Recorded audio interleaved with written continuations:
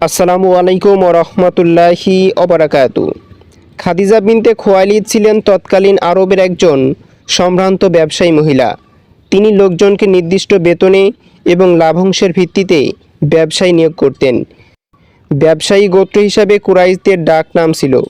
মুহাম্মদ সাল্লাল্লাহু আলাইহি ওয়াসাল্লামের সত্যবাদিতা, বিশ্বস্ততা এবং চারিত্রিক মহত্বর কথা জানতে পেরে তিনি তার কাছে লোক পাঠিয়ে তার পণ্য সামগ্রী নিয়ে সিরিয়ায় যাওয়ার প্রস্তাব দিয়ে বললেন, এজন্য তিনি অন্যদেরকে যা দিয়ে থাকেন তার চেয়ে উত্তম সম্মানই তাকে দেবেন। মাইসারা নামক এক গোলামকে তার সাহায্যের জন্য সঙ্গে দিতে চাইলেন। মুহাম্মদ সাল্লাল্লাহু আলাইহি ওয়াসাল্লাম এই প্রস্তাব গ্রহণ করলেন এবং খাদিজার পণ্য সামগ্রী এবং দাস মাইসারাকে সাথে নিয়ে সিরিয়ায় রওনা হলেন।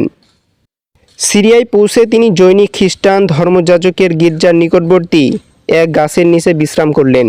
মুহাম্মদ সাল্লাল্লাহু আলাইহি ওয়াসাল্লামের নিকট নবুয়ত আসার আগে খ্রিস্টানরাই ছিল মুসলিম। ধর্মযাজক মাইসারাকে জিজ্ঞেস করলেন, গাছটির নিচে যিনি বিশ্রাম নিচ্ছেন তিনি কে? মাইসারা বললেন, তিনি হারামের অধিবাসী একজন কুরাইশ বংশীয় ব্যক্তি।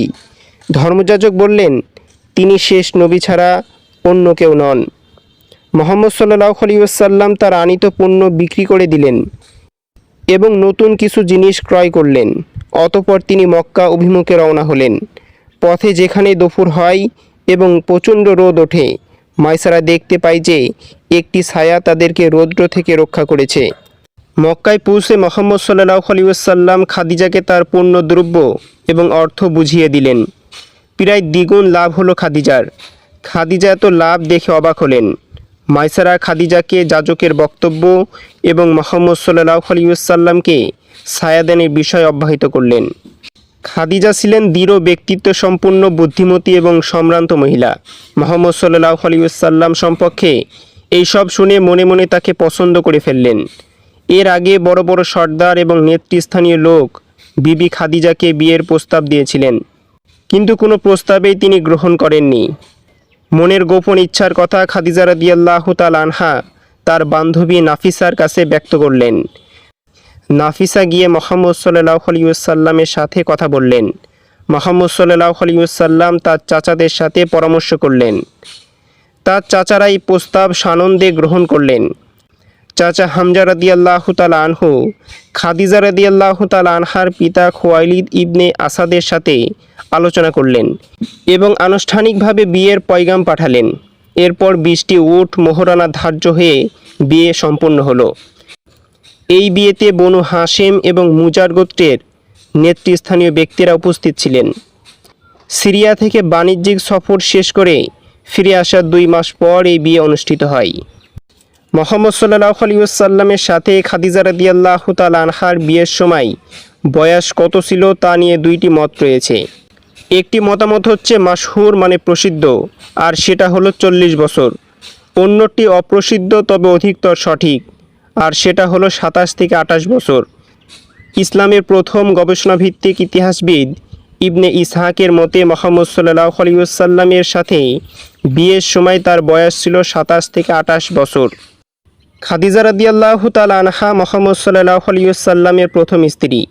তিনি ইসলামের প্রথম ঈমান এনেছেন, প্রথম দান সদকা করেছেন, প্রথম ওযু করেছেন, প্রথম নামাজ আদায় করেছেন। উম্মতে মুহাম্মাদীর মধ্যে পেয়েছেন প্রথম জান্নাতের সুসংবাদ। খাদিজা রাদিয়াল্লাহু তাআলা আনহা ছিলেন রাসূলুল্লাহ সাল্লাল্লাহু আলাইহি ওয়াসাল্লামকে প্রথম সমর্থন দেওয়া নারী। আয়েশা রাদিয়াল্লাহু তাআলা আনহা বর্ণনা করেছেন, রাসূলুল্লাহ সাল্লাল্লাহু আলাইহি ওয়াসাল্লাম তাকে লক্ষ্য করে একবার বলেছিলেন, আল্লাহ তাআলা আমাকে খাদিজার চেয়ে উত্তম বিকল্প দান করেননি, কারণ মানুষ যখন কুফরি করেছে খাদিজা তখন আমার প্রতি ঈমান এনেছে। মানুষ যখন আমাকে মিথ্যা প্রতিপন্ন করেছে খাদিজা তখন আমাকে সত্য বলে বিশ্বাস করেছে। মানুষ যখন আমাকে সব কিছু থেকে বঞ্চিত করেছে সে তখন নিজের সম্পদ নিয়ে আমার পাশে দাঁড়িয়েছে। কুরাইশ নারীদের সন্তানরা যখন আমাকে বঞ্চিত করেছিল আল্লাহ তাআলা তখন আমাকে খাদিজার গর্ভে সন্তান দান করেছেন। খাদিজার গর্ভে মুহাম্মদ সাল্লাল্লাহু আলাইহি ওয়াসাল্লামের একজন সন্তান ছাড়া বাকি সবার জন্ম হয়। কাসেম, তাহের, তাইব, জয়নব, রুকায়া, উম্মে কুলসুম, ফাতেমা এবং আবদুল্লাহ। কাসেমের নাম অনুসারে মুহাম্মদ সাল্লাল্লাহু আলাইহি ওয়াসাল্লাম আবুল কাসেম নামে খ্যাত হন। কাসেম এবং তাহের জাহিলিয়াতের যুগে মারা যান। আবদুল্লাহ নবুয়তের 3য় বছরে জন্ম নেন এবং 5ম বছরে ইন্তেকাল করেন। খাদিজা রাদিয়াল্লাহু তাআলা আনহা নবুয়তের 10ম বছরে ইন্তেকাল করেন।